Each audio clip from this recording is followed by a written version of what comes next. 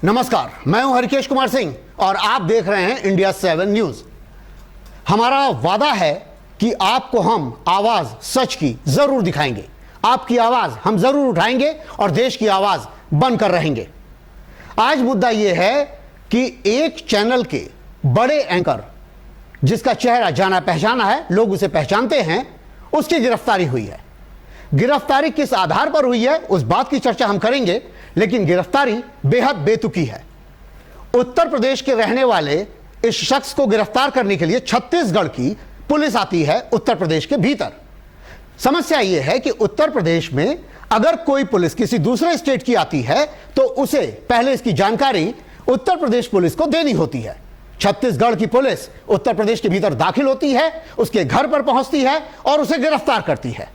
बेहद चौंकाने वाला सच ये 2 दिन पहले का है, क्योंकि हुआ क्या था इसके बारे में थोड़ा सा चर्चा कर देता हूं। डीएनए का एक प्रोग्राम चलाते वक्त रोहित रंजन, एंकर हैं रोहित रंजन, इन्होंने एक खबर को गलत तरीके से पेश कर दिया।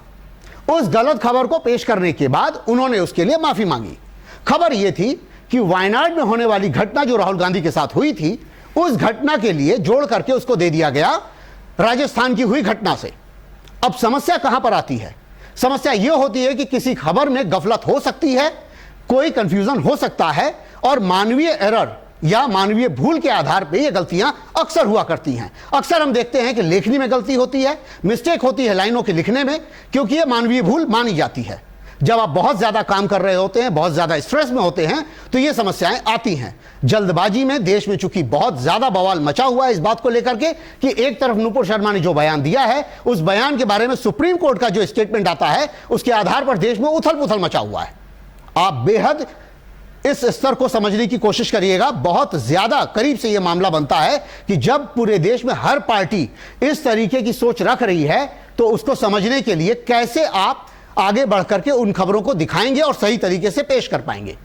एक मिस्टेक हुई, उस मिस्टेक की माफी मांगी गई। माफी मांगने के बावजूद छत्तीसगढ़ से पुलिस आती है, यानी केंद्र में चूंकि राहुल गांधी की सरकार नहीं है, तो इसका मतलब पुलिस कहीं की भी यूज हो सकती है जहां उनकी सरकार या उनकी सरकार का दखल है। छत्तीसगढ़ की पुलिस 3 गाड़ियों में भरकर आती है, वो भी विदाउट ड्रेस। आईडी मांगा गया कि भाई आईडी दिखाइए कि आप हैं कौन, आईडी दिखाने से मना कर देते हैं। जबकि यह नियम बनता है कि अगर कोई आम जन पुलिस वाले से भी कह दे कि आप मुझे अपना आई कार्ड तो दिखा दीजिए कि आप रियली में पोस्टेड हैं या नहीं हैं, तो यह उसको दिखाना लाजमी है, दिखाना पड़ेगा। यह जरूर बात है कि वो अधिकार क्षेत्र में आता नहीं है, लेकिन अगर हमें शक जाहिर है और आप रियली में ड्रेस में नहीं हैं, यूनिफॉर्म में नहीं हैं, तो आपको आईडी तो दिखानी पड़ेगी। लेकिन फिर भी वो पुलिस आईडी नहीं दिखाती और उस सोसाइटी में दाखिल होने की कोशिश करती है, जिसका गार्ड ये कहता है कि सुबह के 5 बज रहे हैं, घर के लोग सो रहे होंगे, पर पुलिस करती क्या है कि मोबाइल छीनती है, चीजें लेती है और सीधे घर में दाखिल होती है। रोहित रंजन को गिरफ्तार करना कोई बहुत बड़ा मामला नहीं है, मामला है पुलिस के अनधिकार चेष्टा का। पुलिस क्या गुंडा है, गुंडागर्दी पे उतारू है, अराजक तत्व है?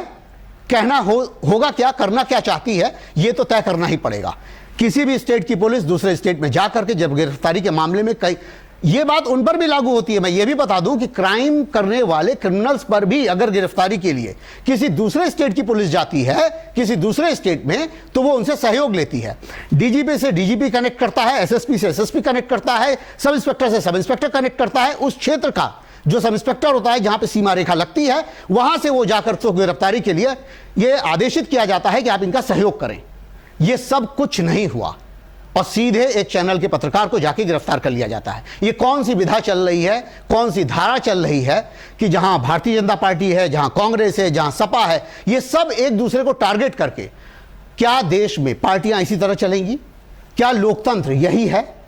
इसको समझना होगा। ऐसी बेबाक खबरों के लिए और आवाज सच की उठाने के लिए देखते रहिए इंडिया 7 की।